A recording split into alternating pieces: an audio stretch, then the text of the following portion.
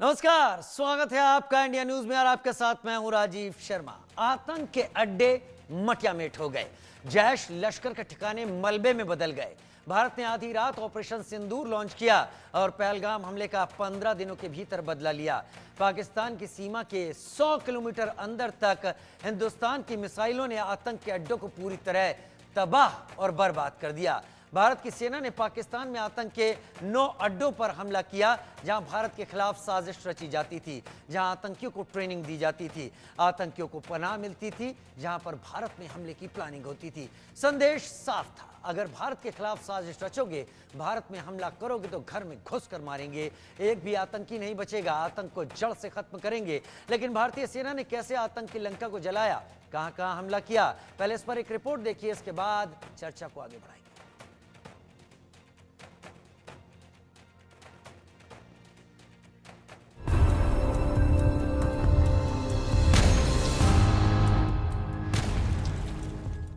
Missile से वार हुआ, bunker buster bomb से प्रहार हुआ और आतंक के गढ़ में हाहाकार मच गया।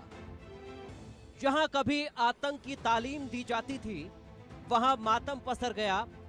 आतंक के आका की जहां तकरीरें होती थी, वो मदरसा और मस्जिद मलबे में बदल गया।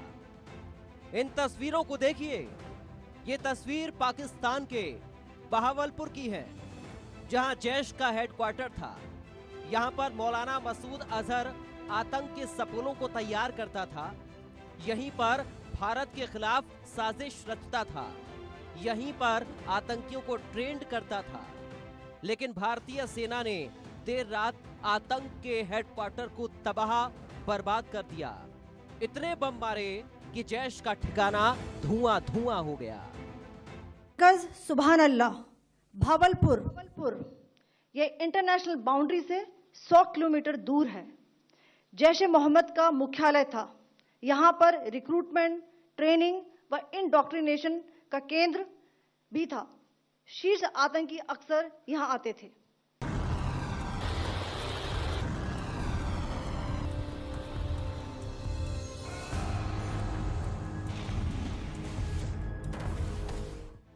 जैश के साथ ही लश्कर के आतंकी अड्डों को भी भारतीय सेना ने तबाह बर्बाद कर दिया। ये तस्वीरें पाकिस्तान के मुरीदके की हैं, जहां मस्जिद में लश्कर का कैंप था। यहीं पर आतंकियों का जमावड़ा लगता था। हाफिज सईद यहीं पर आतंक की तालीम देता था। यहीं पर मुंबई हमले की भी साजिश रची गई थी। लेकिन आधी रात आतंक का ये अड्डा भी गड्ढे और मलबे में बदल गया। बंकर बस्टर बम से आतंक का ठिकाना चकनाचूर हो गया। के यह आईबी से 18 से 25 किलोमीटर दूरी पर है। 2008 के मुंबई हमले के आतंकी भी यहीं से प्रशिक्षित हुए थे। अजमल कसब व डेविड हेडली भी यहां ट्रेन हुए थे। भारतीय सेना ने आतंक के अड्डों को चुन चुन कर निशाना बनाया। 9 आतंकी अड्डों पर एयर स्ट्राइक की। इन 9 टारगेट में से 4 पाकिस्तान में बहावलपुर, मुरीदके, सियालकोट और 5 पीओके में मुजफ्फराबाद, कोटली, बाग, भिंबर, चक अमरू थे। इनमें मरकज सुभान अल्लाह बहावलपुर जैश ए मोहम्मद का सबसे महत्वपूर्ण ठिकाना था। मुजफ्फराबाद यह एक जैश ए मोहम्मद का स्टेजिंग एरिया है। यह हथियार, विस्फोटक और जंगल सर्वाइवल ट्रेनिंग का केंद्र भी था। गुलपुर कैंप कोटली यह एलओसी से 30 किलोमीटर दूर था। लश्कर-ए तोयबा का बेस था, जो रजौरी, पुंछ में सक्रिय था। 20 अप्रैल 2023 को पुंछ में और 9 जून 2024 को तीर्थ यात्रियों के बस हमले में यहीं से आतंकी को ट्रेन किया गया था। ऑपरेशन सिंदूर के जरिए भारत ने आतंकियों को मिट्टी में मिलाया। मोदी और भारतीय सेना ने एक बार फिर साबित कर दिया, देश उन पर क्यों अभिमान करता है, गर्व से उनकी तरफ देखता है, क्यों उनके हाथ में खुद को सुरक्षित महसूस करता है। Bureau report, India news.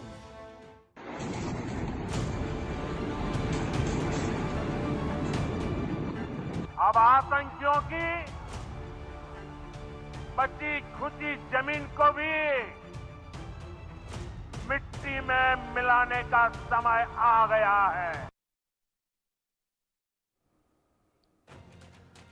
इसी के साथ रुख कर रहे हैं इस वक्त आ रही बड़ी खबर का, जहां पर ऑपरेशन सिंदूर पर बड़ी खबर। डॉक्टर एस जयशंकर ने स्पेन के विदेश मंत्री से बात की है। आतंक के खिलाफ एक्शन के बारे में बताया। विदेश मंत्री एस जयशंकर ने एक्स पर यह जानकारी दी कि मैंने जोसे मैनुएल अल्वारेज से बातचीत की है। भारत लगातार इस एक्शन के बाद विदेश में बैठे हुए विदेशी सरकारों के बड़े प्रतिनिधियों को अपने इस ऑपरेशन के बारे में विस्तार से जानकारी दे रहा है। और इसके पीछे वजह क्या रही, इसके पीछे भारत ने क्या टारगेट्स तय किए, इसको लेकर भारत ने क्या स्ट्रेटेजी बनाई, उसमें भारत सीधे सीधे आर्मी इंस्टॉलेशन को छोड़ते हुए अभी केवल terror launch pad, terrorist activities के हब तक सीमित रहा है। लेकिन अगर पाकिस्तान कोई मिस एडवेंचर करता है तो ये एक वॉर में तब्दील हो सकता है। लेकिन अभी भारत पहला वार कर चुका है।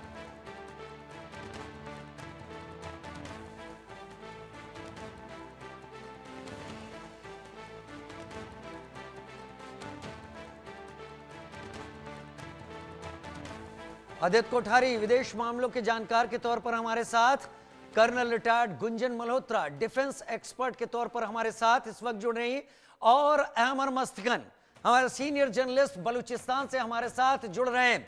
सबसे पहले मैं मेहमान को यहां पर तकलीफ देना चाहूंगा या मेहमान को ही बुलाना चाहूंगा।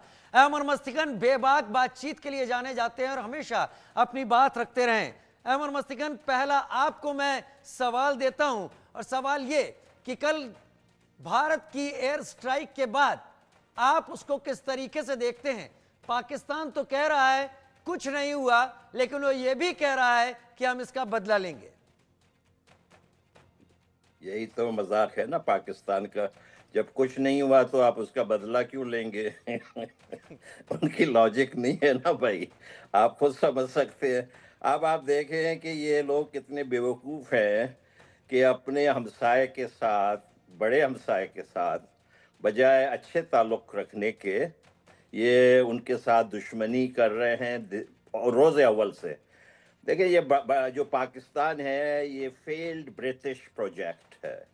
ये failed British project Winston Churchill एक थे, दूसरा लॉर्ड ज़ेटलन जो आपके वेस्ट बंगाल में रहे थे गवर्नर और बाद में वो सेक्रेटरी ऑफ स्टेट रहे थे, और लॉर्ड माउंटबेटन, इनका फेल्ड प्रोजेक्ट है। ये पाकिस्तान नाम जो है आपको मालूम है ये डिक्शनरी में मौजूद भी नहीं था 90 साल पहले तक, 100 साल तक।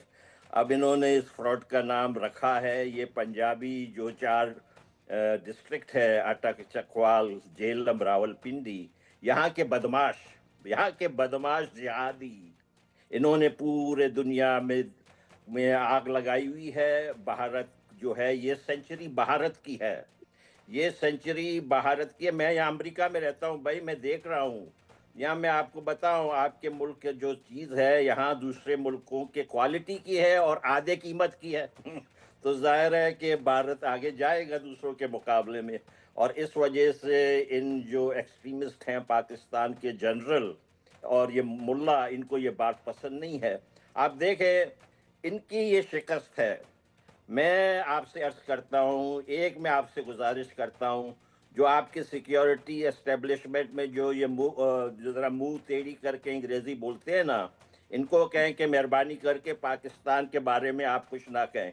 मोदी जी ने 2016 में बहुत ज़बरदस्त तकरीर की थी लाल किले से, और वो इस मामले में सीरियस भी थे। लेकिन मुझे पता है कि ये जो टेढ़ी मुंह से बोलने वाले अंग्रेज़ी लोग जो अंग्रेज़ी बोलते हैं, इन्होंने उनको रोका कि नहीं भाई ये ना करें, ऐसा होगा वैसा होगा। कोई नहीं होगा। और मैं आपको ये एक बात बता दूं, देखें, हम बलोच और भारती एक दूसरे को एनिमी ऑफ द एनिमी ना समझे। हम एक दूसरे के जिस्म का हिस्सा हैं, हम एक दूसरे के बहन भाई हैं। मैं आपसे यकीन से कहता हूं, मैं आपसे झूठ नहीं कह रहा हूं, हिमांशी का दर्द दुख जितना मुझको है आपको भी शायद है, उतना ही है, उससे कम नहीं है। मैं शहीद विनय नरवाल को सलाम पेश करता